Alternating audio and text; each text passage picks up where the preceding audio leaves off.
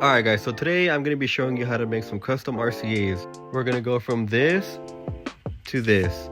All this is some RG59 cable I got from Amazon. I got like 20 feet, I think it was like 10 or 20 bucks. It was super cheap.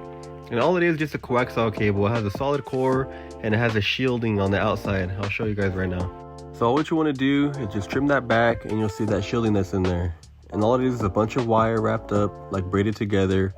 And the center is just a solid copper core, nothing crazy. And these are the RCAs that I get. It's also pretty cheap. Everything I get is from Amazon. This came in a pack of 20. I think it was like 10 bucks. So this copper core is gonna go through that little set screw, and that's gonna be your positive, and the shielding will actually be your negative. And what I do, I just twist it up and I cut off all the excess and I stick it through this little hole that's on the side of the RCA right there. And then once that's through, all I gotta do is solder it. And this is also a perfect opportunity to put this new soldering iron to the test. So the first thing you wanna do is get this little outside part of the RCA and you make sure you slide that on first. It's gonna be a little bit tight, but just shimmy it on up and you'll be all right. And like I said, with these cables on the shielding part, I just twist the section together and all these extra little hairs, I just bundle them up and I cut it off. And once that's done, I get this other piece of the RCA and I take off this little set screw. As you can see, pretty tricky. It's a very small screw, so don't take it all the way out. I always just leave a couple threads in so I don't lose it. Ask me how I know. I lost a few of them and it ruined my install. Then I get this little copper core right here and you gotta expose it. As you can see, it's just all solid, nothing crazy. And then this part, you just gotta line up the little shielding part that we twisted together, line it up to that hole, and at the same time, you put that copper core into that little channel for that set screw. Get this little shielding, a little tug, make sure it's nice and secure. You know what I mean? Twist it, make sure it's all the way through, just like that. And then you get your screwdriver, tighten up that set screw, make sure it's nice and secure, but don't go too tight. You don't want to strip it out or anything. So we just snug it up just like that. What I do next, I don't have an actual crimper for this, so I just use these. These crimpers are meant for like butt connectors and stuff, but I just make it work. I just give it a couple squeezes and make sure it grabs that rubber piece and then give it a nice little pinch, just like that. And all that does is prevent it from getting pulled. It'll actually have something to hold on to so it doesn't just yank out of your connections. And this is my first time using this. I'm not sure how it works. So we turn it on. And once it's solid green, that means it's up to temperature and it's ready to start soldering. So I just hold it up against that tip. I start putting my solder on it. And this iron gets hot quick, so it takes little to no time for it to stick. Check it out. Pretty solid solder right there, man. So you just cut off the excess. You just gotta grab this outer RCA piece and just start securing it, and it just screws right on. You just snug it up, and then there you go. We're done with this one side. You give the tip a little tug test, make sure it's nice and secure, and this isn't going anywhere, man. It's solid. And for the next step, you can either add the other side as it is, or if you're like me, I like to add braided loom to it depending on the amp rack that I'm building to match the theme. You can get this stuff in pretty much almost any color you would want. The size that I'm using is 1/4 inch and it just slides on like so. And what I do is I cut off a little bit longer than what I need just in case. And what's cool about this soldering iron too is that the ends of it heat up that plastic perfect to get that nice little solid finish, and it won't start fraying like crazy whenever you use it. So we're trimming this end piece off of the other RCA, and just like the other side, you get some of that shielding, get it all out of the way. Whenever you're doing it, there's gonna be a little section that's just calling your name. So you cut off the excess, you keep that little section that you chose, and you give it a nice little twist. It doesn't have to be too much, but don't make it too little either. As long as it fits through that little hole that's inside of this RCA piece, you're good.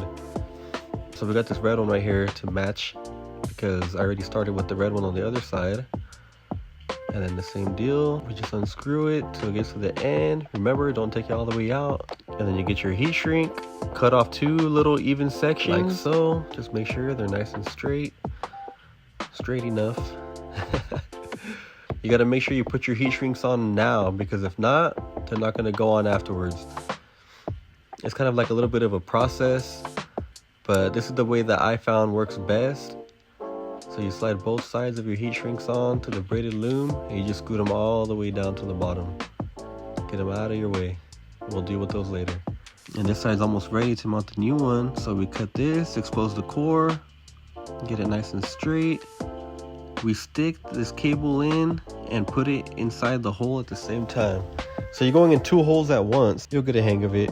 You'll get the technique. And then we just secure it, and then we start soldering it. Or crimp it and then solder, whatever. I was just eager to use this new soldering iron.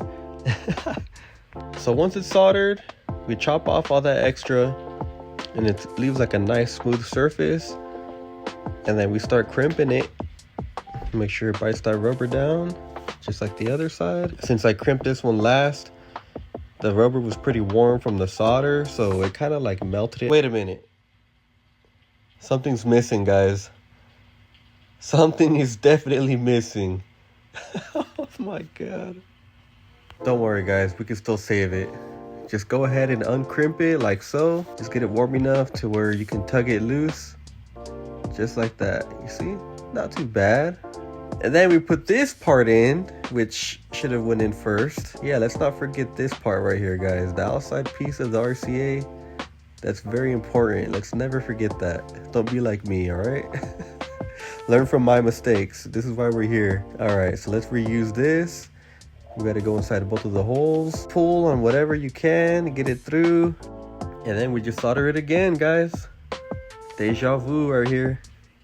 So now that it's all soldered, crimped, and the set screw is secure, now we can get our outside piece of the RCA right here and then shimmy it on up. Like I said, it's a little bit tight, but that's good. You don't want it too loose. And once we catch the threads, we can just secure it on up. You bring your braided loom up, and as you can see, there's excess, just like I said, because I would cut a little bit extra. And with the soldering iron, it doesn't have to be too hot, but look at how smooth it just cuts through that braided loom. Oh yeah, that is super satisfying. Check it out. You just want it to line up right underneath that RCA, and then you pull that heat shrink up. Just pull it up as much as you can. The more you can grab on the RCA, the better. But it doesn't have to like overlap it like crazy. And then on this end, you can see there's just a little bit excess, and it's not letting me slide that heat shrink up. So I just trim a little bit of that braided loom once again using that soldering iron. Scrape the excess off. It's a little bit warm, be careful. And then now that that's nice and smooth, that heat shrink just slides right on like so. And then grab your torch, or if you have a heat gun, that'll work too, and just start shrinking the end of those terminals right here.